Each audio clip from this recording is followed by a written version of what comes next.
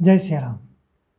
कल हम लोग चर्चा कर रहे थे कि प्रभु श्री राम जी सीता जी की खोज के बाद लौटने पर हनुमान जी के पूरी चर्चा समझ के उन्हीं के कंधे पर बैठ कर के लक्ष्मण जी अंगद के कंधे पर बैठ कर के सेना सहित समुद्र तट पर आ गए हैं।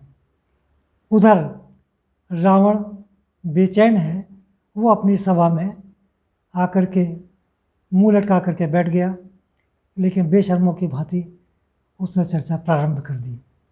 उसने पूछा कि मैं ये जानना चाहता हूँ कि वानर जो लंका जला करके तहस नहस करके चला गया, अब हम उसके आगे क्या प्रोग्राम बनाएं, क्या हमारी योजना होनी चाहिए ताकि हमको सफलता मिल सके। इसके पूर्व रावण को मंदोदरी ने बहुत समझाया कि देखो, वो प्रभु श्री राम हैं, वो भक्त वत्सल हैं और तुम मद में चूर हो रावण।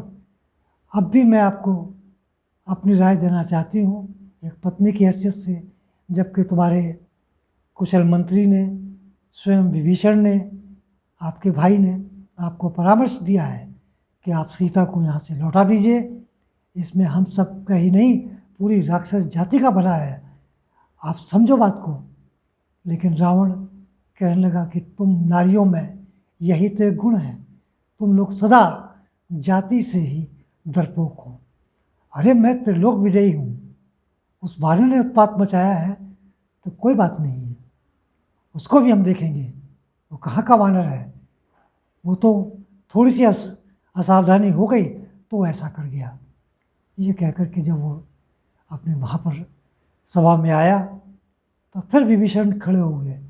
विभीषण ने कहा कि महाराज, मैं आपको पुनः आपसे निवेदन करता हूँ कि आप अपनी हट छोड़ दीजिए, आप माता जानकी को, प्रभु श्री राम जी को लौटा दीजिए, इसमें ही हम सबका भला है और ये आपकी लंका सुरक्षित हो जाएगी, यहाँ का प्रत्येक प्राणी सुरक्षित हो जाएगा। आपने स्वयं देखा कि एक राम जी का दूत लंका में इतना बड़ा उत्पात मचा गया, हमारी चार दीवारी तोड़ दी, हमारे मकानों में उसने सारी संपत्ति को नुकसान पहुंचा दिया, सीता के अकेले दर्शन कर गया, 100 योजन का समुद्र फांद गया। तो मैं आपसे ये कह रहा हूँ कि जिसके दूत का ऐसी करनी है वो स्वयं क्या होंगे। और मैंने सुना है कि उन्होंने गौ, ब्राह्मण और देवताओं के लिए ही अवतार लिया है। उन्होंने ये भी प्रतिज्ञा की है कि मैं राक्षसों से, दैत्यों से इस धरती को विहीन कर दूंगा। ब्राह्मणों के सुख के लिए ही उन्होंने अवतार भी लिया है, शपथ भी ली है। तो महाराज, मैं आपको बार बार आपसे करबद्ध प्रार्थना करता हूँ। रावण ने कहा कि तुम मुझे शिक्षा देने चले हो? अरे मूर्ख, तू अपने आप को क्या समझता है? तू क्या उनके पक्ष की बात करता है? अरे तू खाता तो हमारे यहाँ का है, रहता तो लंका में है, अब बात उन तपस्वियों की करता है, फेवर उधर की करता है, गुणगान उनका करता है। अगर तुझे ज़्यादा शौक हो तो जा, तू मेरी तरफ से आज मुक्त हो जा, तू जा उन्हीं के पास चला जा, तू जा उनकी शरण में, मुझे तेरी यहाँ कोई आवश्यकता अब नहीं है। इस पर विभीषण वहाँ से मौन होकर के चला गया। और उसके बाद विभीषण फिर उनके घर पहुँचा, फिर रावण को समझाया, लेकिन रावण मानने वाला नहीं था। फिर उसने मंदोदरी के माध्यम से विभीषण ने समझाया कि भाभी, इनको समझाओ, ये समझ नहीं रहे हैं, उनको ये वरदान है, वो साक्षात नारायण है और उन्होंने तो उसकी सुग्रीव का साथ लिया है। सुग्रीव की वानर सेना में जो यहाँ पर हनुमान आया था, उससे तो सारे ही वानर उसके बलशाली हैं। उसने खुद कहा है और निडर है, वो सब वरदानी हैं, देवताओं के पुत्र हैं। ये इस प्रकार युद्ध करना किसी के उसमें फेवर में नहीं है। लेकिन रावण नहीं माना। रावण ने फिर उसको उनको दुत्कार करके वहाँ से भगा दिया। फिर इस पर विभीषण जी अपने 4 मंत्रियों को साथ लेकर के सीधा समुद्र तट पर आ पहुँचे। इधर जब वानरों ने उनको देखा कि ये तो रावण का कोई दूत है या उनके दुश्मन का कोई संगी साथी है, पता नहीं कौन है, तो उन्होंने कहा ठहरो, तुम नीचे नहीं आ सकते, पहले अपना परिचय दो, तुम कौन हो, तुम्हारा यहाँ आने का क्या प्रयोजन है। विभीषण ने सबको विस्तार से समझाया। तो सुग्रीव ने ये निर्णय लिया, तुम नीचे आ जाओ और तुमको हम राम जी के सामने प्रस्तुत कर देंगे। वो चाहेंगे तो तुमको क्षमा कर देंगे, वो चाहेंगे तो तुमको बंधन में बांध लेंगे, या जैसा उनका अपना निर्णय होगा। बस इतना कहना था।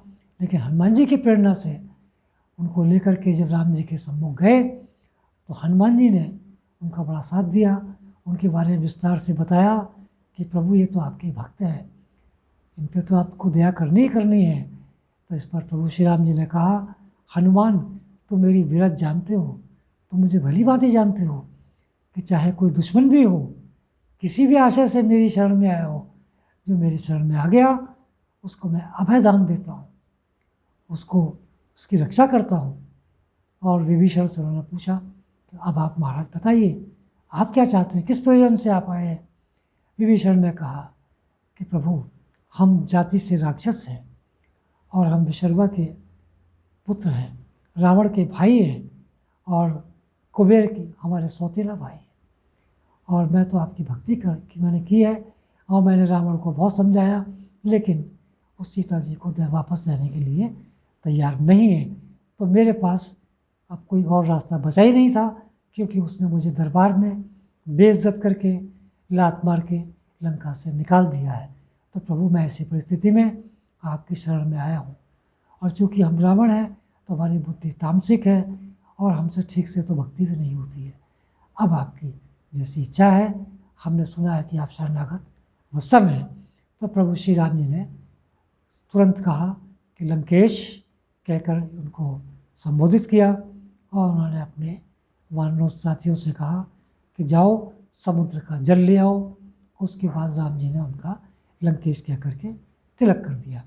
अब आज से रावण तो समझो मौत आनी ही है, उसको मरना ही है और मेरे ही द्वारा वो मारा जाएगा, और मैं आपको आज से लंकापति मानता हूँ, और जब तक मैं हूँ मैं आपकी अपने प्राणों से ज़्यादा रक्षा करूँगा। अब आप यहाँ निडर और निर्भीकता से आप हमारे साथ रह सकते हैं। मैं इतना कह करके उनको विभीषण जी को उन्होंने अपने दल में शामिल कर लिया। और विभीषण ने भी कहा कि प्रभु जो मेरे लायक होगा मैं आपको समय समय पर सहायता करता रहूँगा। इसी के साथ आज की जो हमारा एपिसोड है उनको हम आपको यहीं समाप्त करते हैं, और आपसे पुनः प्रार्थना करते हैं कि यदि आपकी समझ में आ रहा हो, आपको अच्छा लग रहा हो, तो अपने प्रियजनों में अधिक से अधिक इसको भेजें। और इस समय जो यहाँ पर नेगेटिव वातावरण है, इससे आपको मुक्ति पाने का ये सबसे बढ़िया साधन है कि राम नाम जीवन आधारा। ये जीवन का राम नाम एक आधार है, इससे आपको अभय प्राप्त होगा। और यही मेरी आपसे निवेदन है। इसके साथ